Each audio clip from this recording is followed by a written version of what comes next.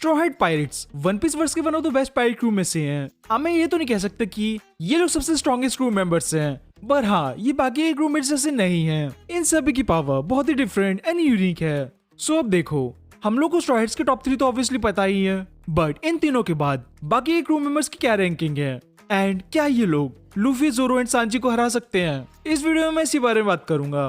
तो ये है मेरे हिसाब से weakest to strongest straw hats की रैंकिंग। सो सबसे पहले 7th प्लेस से स्टार्ट करते हैं, जिस पर है कैट बर्गलर नामी। ऑब्वियसली नामी सबसे बेस्ट नेविगेटर है एंड इसकी पावर्स भी बहुत ही ज्यादा यूनिक है, लेकिन जैसे कि सभी लोगों को पता है वो इन मॉन्स्टर्स की टक्कर नहीं ले सकती। नामी एक सिंपल ह्यूमन है, उसके पास इन लोगों जैसे सुपर ह्यूमन बॉडी और स्ट्रेंथ नहीं है। हाँ अब उसके पास यूज भी आ चुका है, बट फिर भी अगर नामी ड्रैगन जैसे वेदर कंट्रोल कर सकती तो बात अलग होती, बट वो अभी स्ट्रॉ हैट्स में लास्ट नंबर पर है। Now number 6 gore Usopp.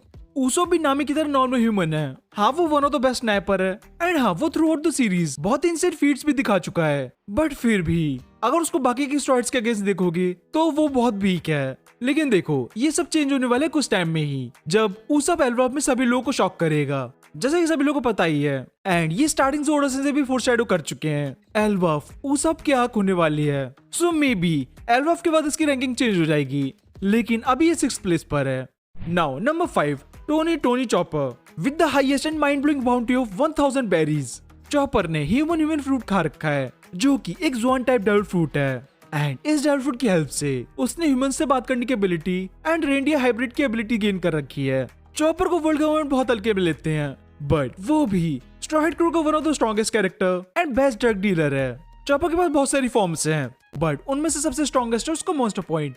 Chopper को पहले मॉन्स्टर पॉइंट में टर्न होने के लिए रंबो बॉल्स खानी पड़ती थी एंड वो खाने के बाद ये वाइल्ड बीस्ट बन जाता था, बट अब ऐसा नहीं है। अब वो अपनी मॉन्स्टर पॉइंट को कंट्रोल कर सकता है। हाँ वो अब थोड़ा गुफी सा हो गया है, लेकिन अभी भी ये नॉर्मल पायरेट्स और मरीन से बहुत ज्यादा पावरफुल है। नेक्स्ट नंबर 4 पर है ब्रुक। रिवाइव फ्रूट खाने के बाद काइंड ऑफ इमॉर्टल बन चुका है। हाँ ब्रुक सांची की तरह एक पर्वर्ट है, लेकिन ये भी स्ट्रॉ हैट पायरेट्स का one of the strongest character है। ब्रुक जोरो के साथ स्ट्रॉ हैट क्रू का सेकंड सोर्समैन है एंड इसकी स्पीड प्लस आइस पावर बहुत ही ज्यादा इंसेन है। ब्रुक पहला ऐसा डेविल फ्रूट यूजर है जो कि पानी पर भी चल सकता है। देखो ब्रुक वैसे तो स्ट्रॉ हैट्स का म्यूजिशियन है, लेकिन वो भी कई जगह अपनी फाइटिंग एबिलिटीज प्रूव कर चुका है। सो इसलिए मेरे हिसाब से नंबर 4 पर है। Now number 3 and number 2। देखो मेरे हिसाब से नंबर 3 पर है निको रॉबिन एंड नंबर 2 पर फ्रैंकी।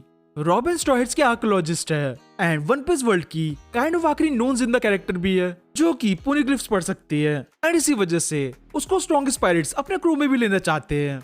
रॉबिन ने हाना नोमी खा रखा है, जिसकी वजह से वो बहुत सारे हैंड्स ग्रो कर सकती है एंड इन्हीं हैंड्स की वजह से ये बड़े बड़े हाथ एंड लेग्स भी क्रिएट कर सकती है, जो कि लोगों को स्टॉम्प करने में काम आते हैं। रॉबिन इस पावर की वजह से एक साथ बहुत सारे लोगों को डिफीट भी कर सकती है एंड अब वो अवेकन होने के बाद और भी ज्यादा इंसेन हो चुकी है। उसने 20 पॉइंट के हाई रैंकिंग में एमएफ को डिफीट किया था। कुछ लोगों को लग रहा हो कि वो अवेकन होने के बाद फ्रैंकी से ऊपर होनी चाहिए थी, बट ऐसा नहीं है।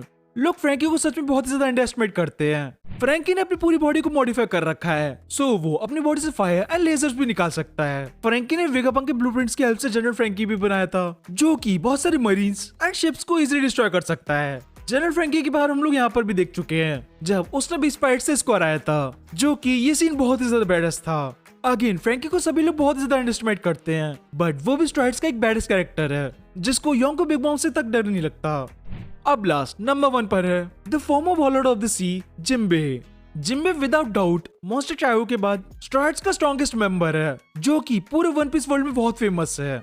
जिम्बे पहले सन पायरेट्स में था, प्लस वो बिग मॉम एंड बाकी के हेडमेट्स के साथ भी हेड ऑन फाइट कर चुका है। जिम्बे के बाद observation hockey plus armament hockey भी है एंड वो फिशमैन कराटे भी यूज कर सकता है। देखो जिम्बे पहले लूफी से भी स्ट्रॉन्ग था एंड वो एज के साथ भी टो टू टो फाइट कर चुका है एंड अगर जिम्बे स्ट्रॉ हैट्स में से किसी से भी फाइट करेगा ऑब्वियसली इन लोगों को छोड़कर, तो वो बाकी एक क्रू को अकेले इजीली तो नहीं, बट हाँ हरा देगा। सो इसलिए ही ये है नंबर 1 पर।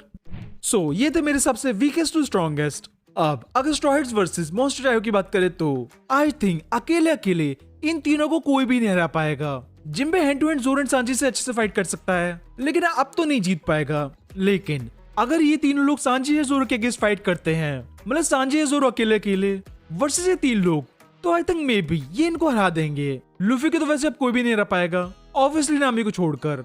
तुम लोग क्या लगता है इसके बारे में कमेंट में जरूर बताना एंड तुम्हारे सबसे वीकेस्ट टू स्ट्रॉन्गेस्ट कौन है। सो आज के लिए बस इतना ही। सब्सक्राइब।